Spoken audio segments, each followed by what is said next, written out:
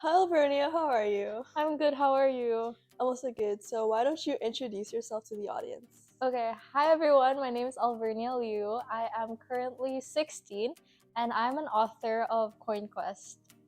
Yeah, So how's CoinQuest going for you?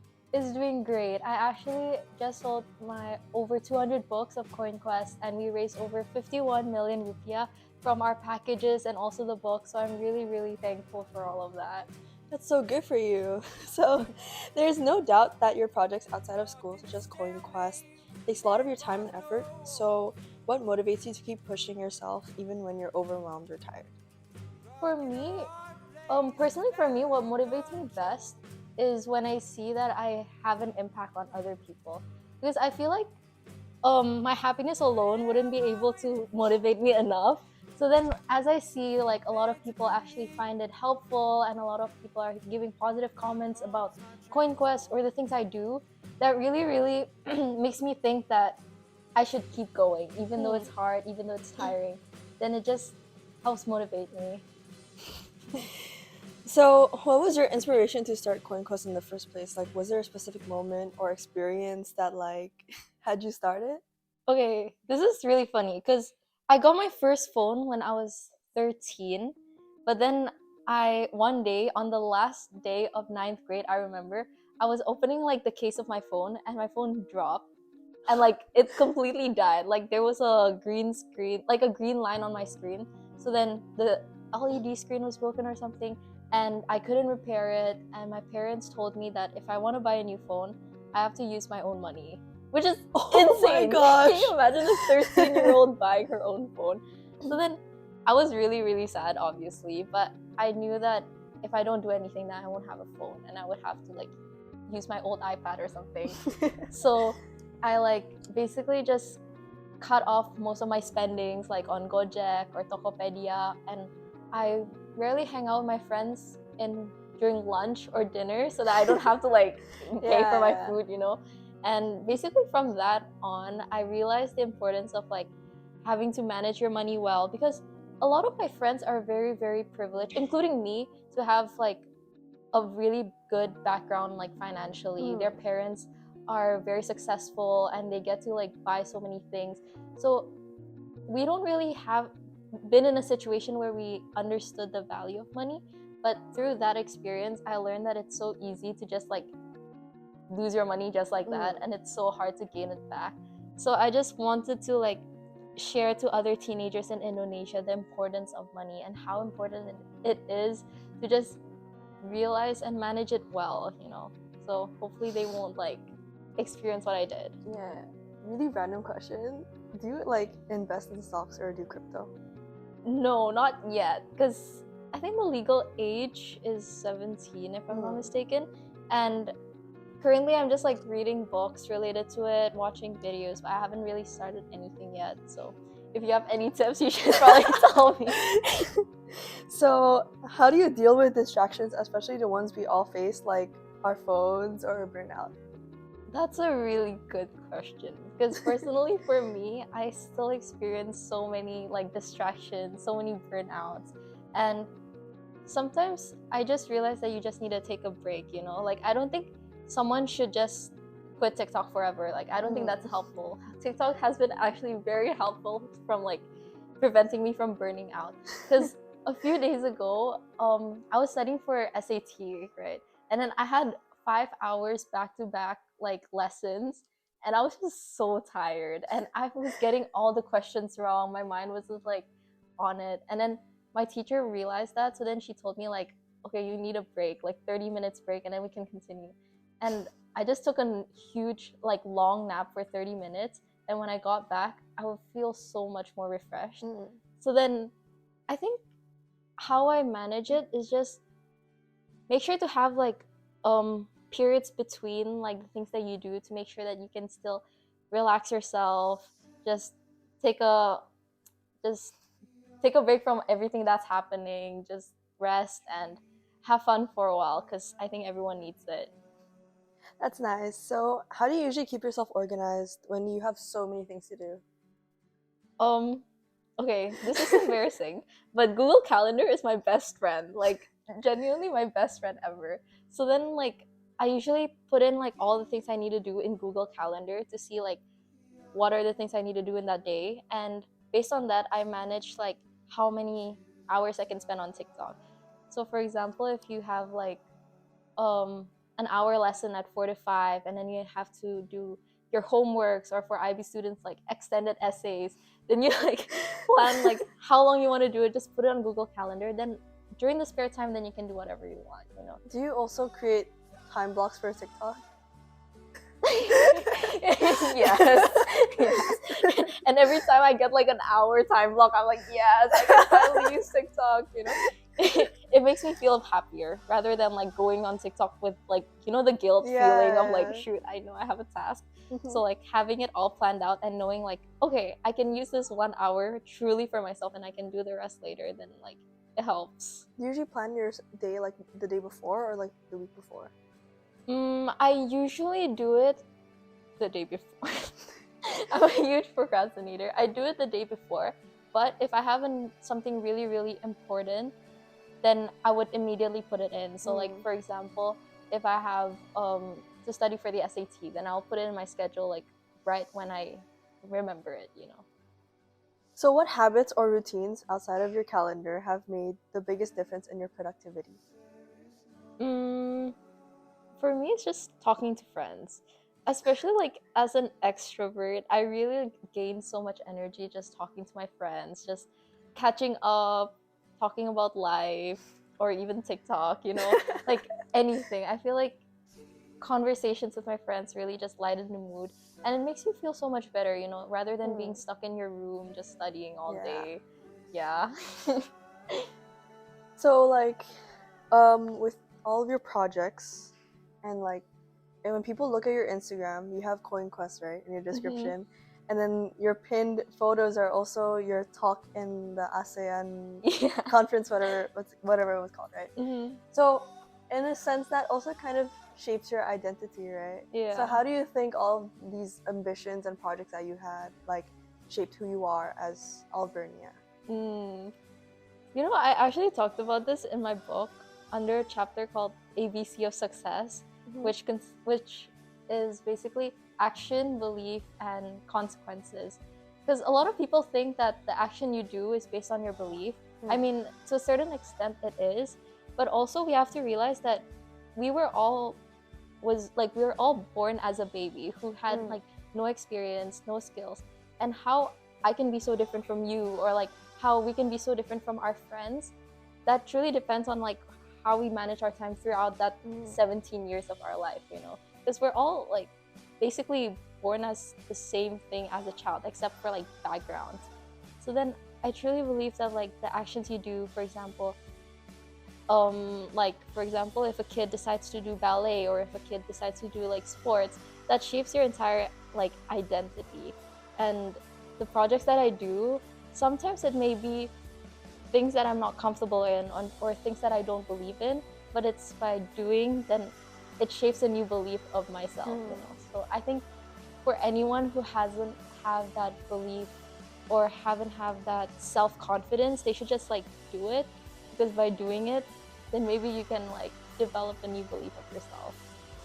Speaking of confidence, when you first moved to your current school, like, your current school is a big school. Yes. I think it's the biggest in Indo, is it? I think so. I think. Yeah, and Yeah. like your previous school didn't have as many like students, right? Definitely So your transition to a new school, like with your social life and stuff, like it must be overwhelming, right? So how did you like manage it? Overwhelming is an understatement. Like it was so scary. I remember like going to GIST with only 2 friends I know that like the week before, and I didn't know anyone. I remember in the first day of school I was lost because the place is so big. Like how am I supposed to remember everything? But yeah, I was very shy. I was very like timid. I didn't know how to interact with people.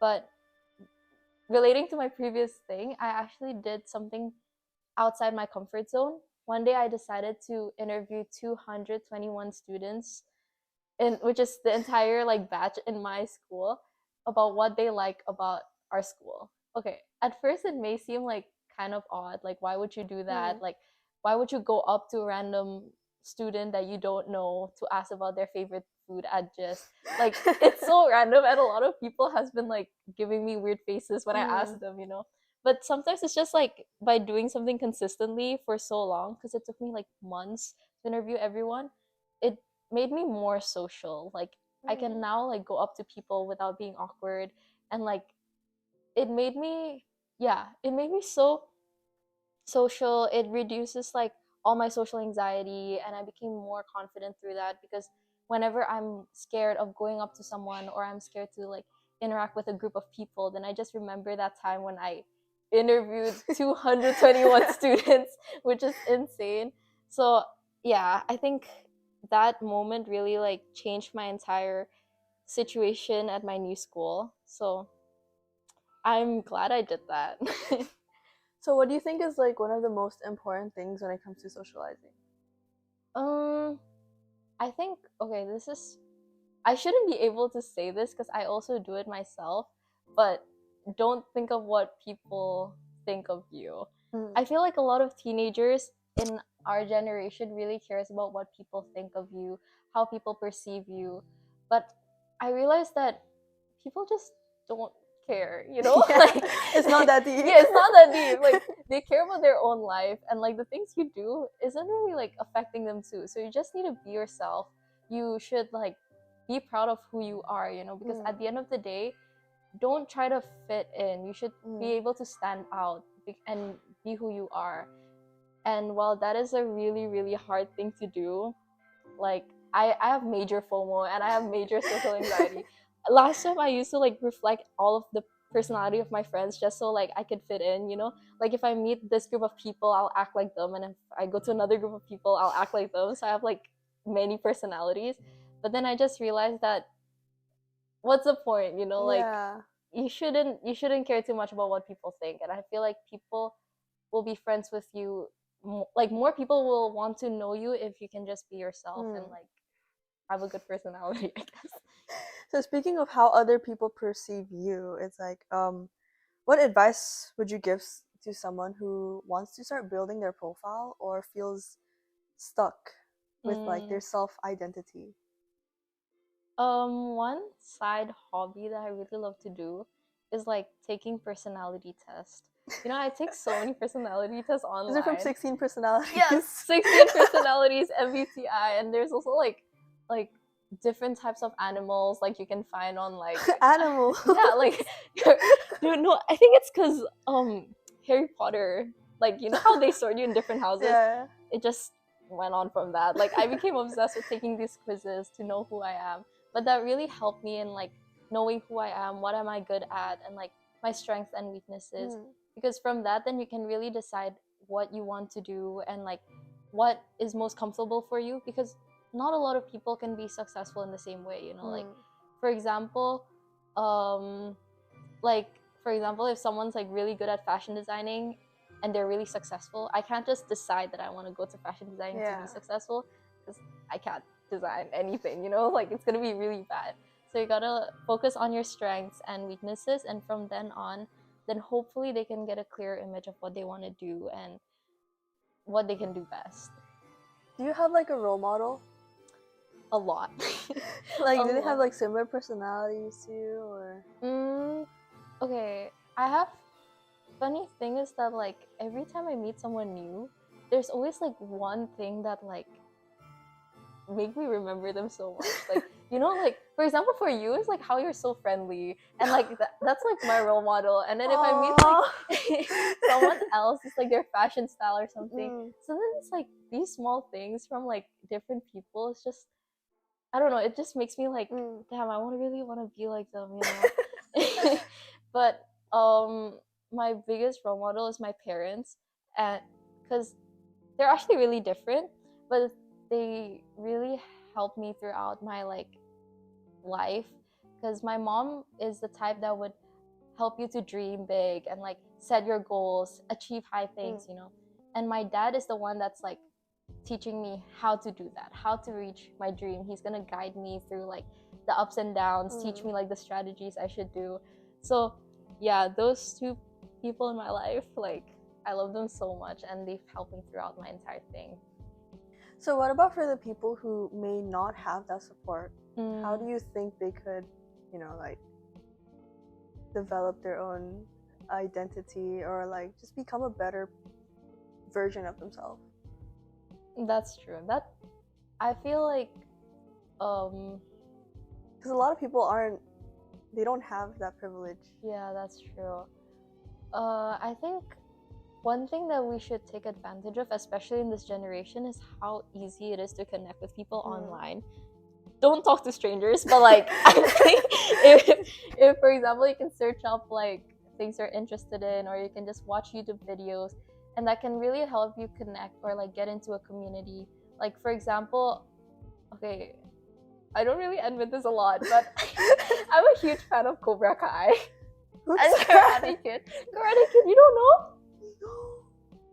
Oh my god, I'm offended. If someone saw this like online, like, I'm probably gonna be like slandered, but I really love them as a kid. I had a whole fan page about it, but That's so cute. on Instagram. But I found like a community, and like they were really supportive. So as long as you try to find the things you like online and like find people who have similar interests as you, then I'm sure you're going to have like a supportive person that can help you through your interest and like help you build more through it, you know. So what's one thing you used to believe about success or productivity that like has changed now? As a kid, I thought that success was only for certain people, you know. I thought that like life separates people into like different divisions, where like this is for successful people, this is a group of like normal people, you know. Like, so yeah, I don't know why I thought that, but I actually thought that because it's kind of crazy how we live in the same world with like world leaders, you know, like what differentiates us from them. But then as I realize now is that success isn't determined for like anyone in particular. I feel like we all have the potential to be successful. It's just whether we want it badly or not, you know. Yeah. Because if you think about it, we have the same 24 hours in a day. Us and Mahatma Gandhi, like, we both have 24 hours in a day. We live in the same world. We breathe the same air. But what differentiates it is because he actually took action. He actually did something that he believed in. And that made me realize that all of us have that potential. It's just that we need to push ourselves further, like, above our limits so that we could actually become something greater. So as Gen Zs, what do you think a lot of people get wrong about Gen Zs? Because, Gen Z unemployment is Oh my god. spiking. Yeah, that's true. And I saw on TikTok, like, the trigger word, like the unemployment. Yeah, I feel like a lot of people think of us Gen Zs as someone who's like lazing around just on TikTok, influencers, social media. Yeah. I get why they would think that, but I feel like that shouldn't be like a negative thing, you know. I feel like that should be a good thing because Gen Zs are actually so creative. Like, you can't even lie, Gen Zs are so creative. Yeah, like how the hell did they like come up with like Bombardino Coca? I know. Oh my gosh, like that's actually insane. I would have never guessed like 3 years ago that I don't even know what that is. Exactly. They're so creative, and I feel like Gen Zs are just unique, you know. They dare to be different. Like on social media, they would do like random things, like I don't know how TikTok First Party got like famous, or like or like other TikTokers who have a really distinct personality. It's just that Gen Zs are very creative and they have really big potential. So I think that we should utilize on that. We should keep using our social media platforms or like our unique personalities that millennials maybe not agree with. But yeah, I think that's what makes us special, you know, like just being able to be ourselves and be creative and go out of the conventional standards of society. Yeah. So if you could go back in time and tell your younger self one thing, what would it be? I would say a lot. I made so many mistakes. But one thing I think is just to like do your best and God will do the rest. because there are some things that you can't do. There are some things that is beyond your control. But as long as you really do your best, then there's nothing else you can do, you know?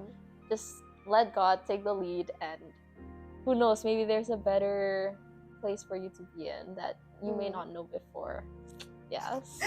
So, what advice stuck with you throughout your whole journey, and what's one advice you can give to Gen Zs who are watching that also wish to improve their own identity? What's one advice that stuck with me? I feel like so many people have said so many like interesting things that I kept throughout my life. I think one of them is maybe just